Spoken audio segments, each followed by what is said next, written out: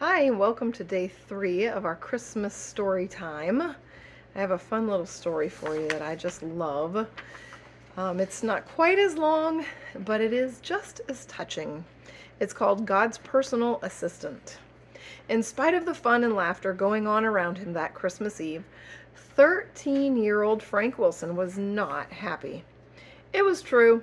He had received all the presents that night that a boy might want at his family's annual Christmas Eve dinner, but he still was not happy.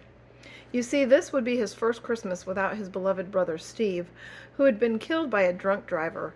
Frank missed his brother, as he had been his closest friend. Frank's parents and relatives were sitting around and talking, and Frank was getting bored. He asked his parents if he could walk home by himself instead of waiting for them to leave. They agreed. He said goodbye to everyone and put on his new red plaid jacket and pulled his new red sled through the snow, loaded with all his Christmas gifts. His walk home took him through the poorer sections of the city called the Flats. He caught glimpses of little Christmas trees and decorations in some of the small houses and apartments. There was one house that caught his attention, with the front drapes opened so that he could see inside. In the shabby living room, he could see empty stockings hanging over a fireplace. He could see a woman seated in a chair near the fireplace, and she appeared to be weeping. Then a sudden thought struck Frank. As a pathfinder, I haven't done any good deeds this week. He summoned some courage, walked up to the door, pulling his sled, and knocked. The woman came to the door and opened it. "Yes?" the woman asked. Seeing his sled full of gifts, she wrongly assumed he was taking a collection for the poor, and she said, "I have no food or gifts for you. I don't even have anything for my own children." "Oh, that's not why I'm here," Frank replied. He pointed to the sled. "Please, won't you choose some presents for your children from my sled?" "Really? Why, God bless you," the amazed woman answered gratefully. She bent down and selected some candy, a toy, a game, and a puzzle.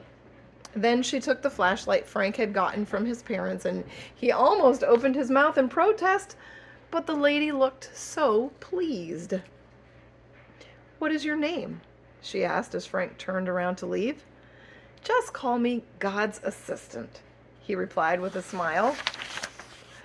The visit left Frank touched, and there was joy in his heart, joy that he hadn't felt this entire Christmas season. Before he left the poor neighborhood in the Flats, he saw others in need, and he gave away the rest of his Christmas gifts, including his sled. When he saw a young, shivering boy without a coat out delivering newspapers, he gave his new red plaid jacket to him. To all who asked him, he just said, "Call me God's assistant." Frank trudged towards home. He shook with cold, and then he grew uneasy. How would he explain to his parents that he had given away all his Christmas presents? He walked into the house, and sure enough, his father's first question was, "Where are your presents, son?" "I gave them away," he answered in a small voice. His mother asked, "Does that include your airplane from Aunt Susan? Your new coat from Grandma? And what about your flashlight? We thought you were happy with your gifts." "I was very happy," Frank said quietly. "But Frank, how could you be so impulsive?" his mother asked. "How will we explain to the relatives who spent so much time and money shopping for you?" His father was firm. "You made your choice, Frank. We cannot afford any more presents for you." With his brother gone and his family disappointed in him, he went to his room and sobbed himself to sleep. The next morning, when he came downstairs, his parents were listening to Christmas music on the radio. Then the announcer spoke. "Merry Christmas, everyone! We have the nicest true Christmas story this morning from the Flats neighborhood. A crippled boy down there has a new sled this morning left behind by a teenage boy.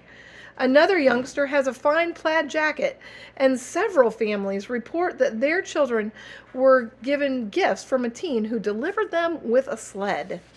They thought they were dreaming, and when they asked who he was, he simply said, Call me God's assistant.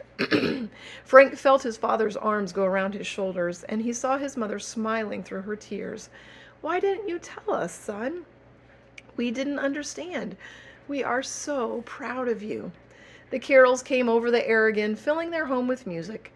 Praises sing to God the King, and peace on earth, goodwill to men. Deuteronomy 15:7-8 tells us, if there are poor among you, give freely to them, and freely lend whatever they need. Let us all remember that Christmas time is not about making ourselves happy. It's about pleasing God and others. Oh, I just love that story because that's really what Christmas is all about. And here's Kitty. I guess she really likes to sit with me while I read stories, but I think even more, she likes to play with the Christmas tree ornaments.